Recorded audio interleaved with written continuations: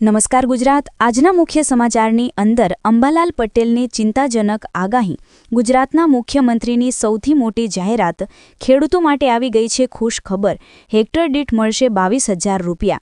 દિવ્યાંગ લોકો માટે સૌથી મોટી જાહેરાત। રાશન કાર્ડ ધારકો આપે ધ્યાન, હવે નહીં મળે મફતમાં અનાજ। કૃષિ મંત્રી સાથેની બેઠકમાં પરેશ ગોસ્વામીએ કરી છે સૌથી મોટી જાહેરાત। હવે મહાઆંદોલન થશે। કૃષિ મંત્રીની સૌથી મોટી જાહેરાત। ખેડૂતોને મળશે દર મહિને 3,000 રૂપિયા, સાથે ખેડૂતોને મળશે 10 કલાક મફત વીજળી। મહિલાઓને સરકાર આપશે 2 લાખ રૂપિયા સુધીની લોન।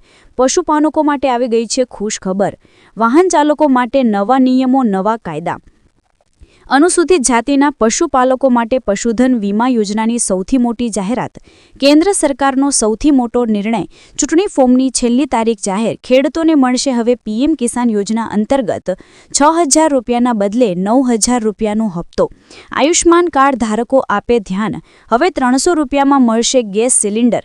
ખેડૂતોને ખાતર ખરીદવા માટે મળશે 10,000 રૂપિયા સુધીની આર્થિક સહાય। મહિલાઓને સિલાઈ મશીન ખરીદવા માટે મળશે 15,000 રૂપિયા। અને આજના સૌથી મોટા ખેડૂત ઉપયોગી સમાચાર જાણીશું આજના આ વિડીયોની અંદર। મિત્રો, દરેક સમાચાર, દરેક માહિતી જણાવીએ એ પહેલાં ગુજરાતના જે પણ મિત્રો ચેનલ ઉપર જો પહેલીવાર આવ્યા હોય તો મિત્રો ખાસ કરીને વિડીયોને એક લાઇક કરી ચેનલને સબસ્ક્રાઇબ કરવાનું ભૂલતા નહીં। સાથે આજનો આ વિડીયો છે જેને અંત સુધી જોતા રહેજો।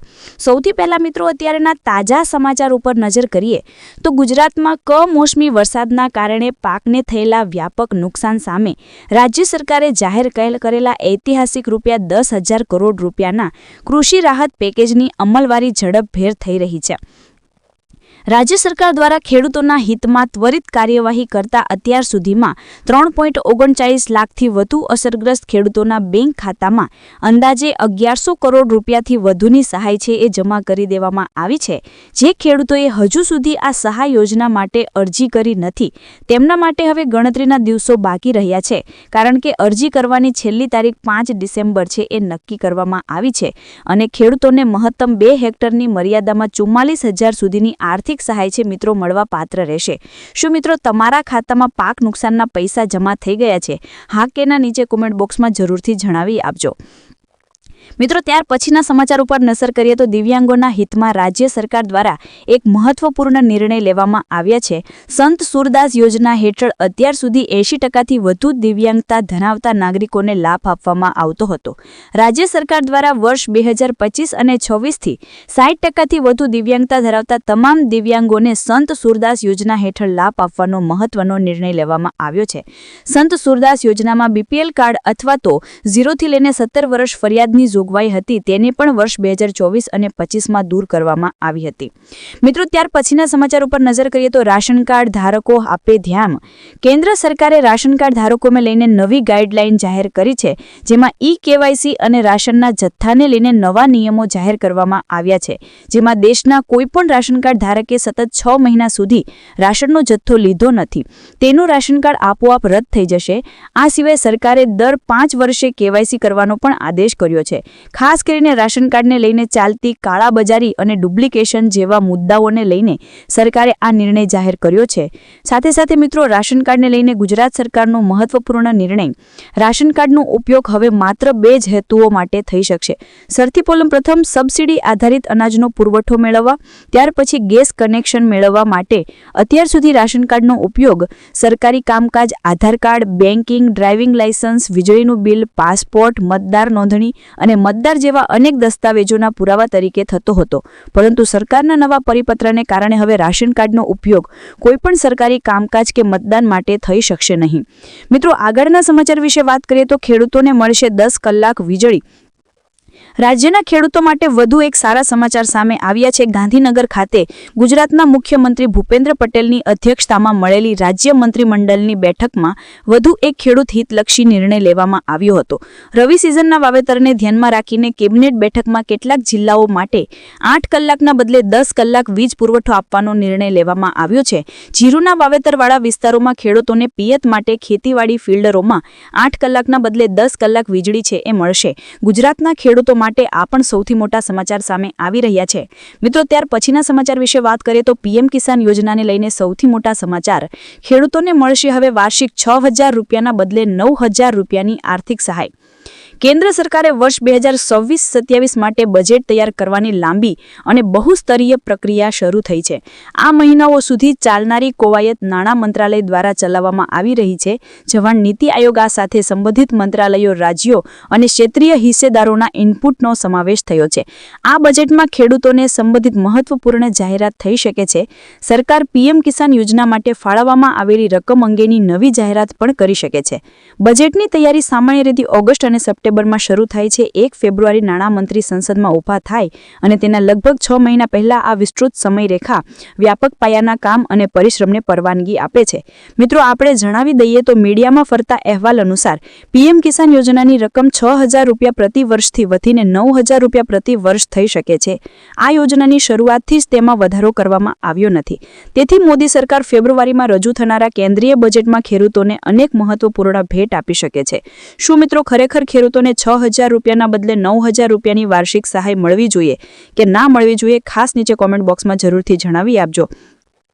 મિત્રો, ત્યાર પછીના સમાચાર વિશે વાત કરીએ તો મહત્વના સમાચાર. હવામાનને લઈને ગુજરાત પર માવઠાનું સંકટ. હવામાન નિષ્ણાત અંબાલાલ પટેલની આગાહી અનુસાર આજથી રાજ્યના અનેક વિસ્તારોમાં ઠંડીનું પ્રમાણ વધી જશે. આગામી 2 થી લઈને 8 ડિસેમ્બર સુધી ગુજરાતમાં ઠંડીનું પ્રમાણ વધે તેવી શક્યતા છે. ઉત્તર ગુજરાતના અનેક શહેરોમાં, કચ્છમાં પણ કડકડતી ઠંડીની આગાહી સામે આવી છે. પાટણ, મહેસાણા, બનાસકાંઠામાં ઠંડી પડશે તેવી શક્યતા છે. આ ઉપરાંત બનાસકાંઠા, પંચમહાલ, અરવલ્લીના વિસ્તારોમાં તાપમાનમાં પણ ભારે વધારો થઈ શકે છે અને તાપમાન છે મિત્રો 10 થી લઈને 14 ડિગ્રી સેલ્સિયસ સુધી નોંધાશે. બીજી તરફ અંબાલાલ પટેલના જણાવ્યા અનુસાર માવઠા લઈને નવી આગાહી વ્યક્ત કરવામાં આવી છે. બંગાળના ઉપસાગરમાં 18 થી લઈને 24 ડિસેમ્બર દરમિયાન હલચલ વધશે તેવી આગાહી વ્યક્ત કરવામાં આવી છે. અરબ સાગરમાં પણ આ સમય દરમિયાન છે એ વધે તેવી શક્યતા છે. ઉત્તર અને દક્ષિણ ગુજરાતના ભાગોમાં માવઠાની શક્યતા રહે છે. સૌરાષ્ટ્રના અમુક વિસ્તારોમાં માવઠું પડે તેવી શક્યતા છે. આ ઉપરાંત કેટલાક શહેરોમાં 1 ઇંચ જેટલો વરસાદ પડશે તેવી પણ આગાહી અંબાલાલ પટેલે કરી છે. મિત્રો, આગળના સમાચાર વિશે વાત કરીએ તો ખેડૂતોને મળશે વીઘા દીઠ 20,000 રૂપિયાની સહાય. કયા ખેડૂતોને આ આર્થિક સહાય મળશે એમના વિશે વાત કરીએ તો મિત્રો, ગુજરાત સરકાર દ્વારા પ્રાકૃતિક ખેતી કરતા ખેડૂતો માટે સૌથી મોટી જાહેરાત વ્યક્ત કરવામાં આવી છે. મોટો નિર્ણય લેવામાં આવ્યો છે. કેન્દ્ર સરકાર પ્રાકૃતિક ખેતીના પ્રોત્સાહન આપવાની સાથે સાથે અત્યાર સુધી સરકારે પ્રાકૃતિક ખેતીના ખેડૂતોને પ્રોત્સાહિત કરવા માટે પણ સહાય યોજનાની જાહેરાત કરવામાં આવી છે. રાજ્ય સરકાર દ્વારા અમલમાં મુકાયેલી નવી માહિતીની રજૂઆત ગુજરાતના કૃષિ મંત્રીએ કરી હતી અને રાજ્યના કોઈપણ નાગરિકને રાસાયણિક ખાતર તેમજ જંતુનાશક દવાના ઉપયોગ વિના ઉત્પાદિત કરેલા શાકભાજી પાકો સરળતાથી મળી રહે તે માટે શાકભાજી પાકોમાં પ્રાકૃતિક કૃષિને પ્રોત્સાહન આપવા માટે આ યોજના અમલમાં મૂકવામાં આવી છે. અને શાકભાજીની ખેતી, પ્રાકૃતિક ખેતી કરતા ખેડૂતો માટે સૌથી મોટા સમાચાર. ખેડૂતોને હવે હેક્ટર દીઠ 20,000 સુધીની સહાય મળશે અને આ યોજનાના અમલીકરણ માટે રાજ્ય સરકાર દ્વારા અંદાજિત 10,000 કરોડ રૂપિયાની પણ હાલ જાહેરાત કરવામાં આવી છે. મિત્રો, ત્યાર પછીના સમાચાર વિશે વાત કરીએ તો 300 રૂપિયામાં મળશે હવે એલપીજી ગેસ સિલિન્ડર.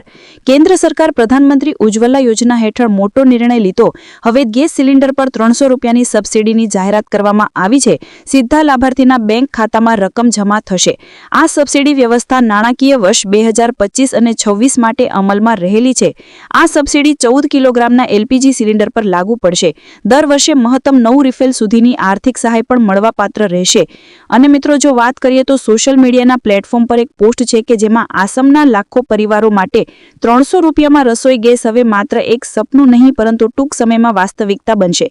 આસામના મિત્રો પરિવારોને પ્રધાનમંત્રી ઉજ્જવલા યોજના હેઠળ ટૂંક સમયમાં રાજ્ય સરકાર તરફથી એલપીજી સિલિન્ડર પર 250 રૂપિયાની સબસિડી મળશે, જેનાથી પરિવારોને પણ આર્થિક મુશ્કેલીમાંથી રાહત મળી શકે છે. તો મિત્રો, આ પણ સૌથી મોટા સમાચાર છે કે શું ગુજરાતમાં પણ એલપીજી ગેસ સિલિન્ડરમાં 250 રૂપિયાની સબસિડી મળવી જોઈએ કે ના મળવી જોઈએ? ખાસ નીચે કોમેન્ટ બોક્સમાં જણાવી આપજો. મિત્રો, ત્યાર પછીના સમાચાર વિશે વાત કરીએ. ચૂંટણી ફોર્મ માટે છેલ્લી તારીખ જાહેર.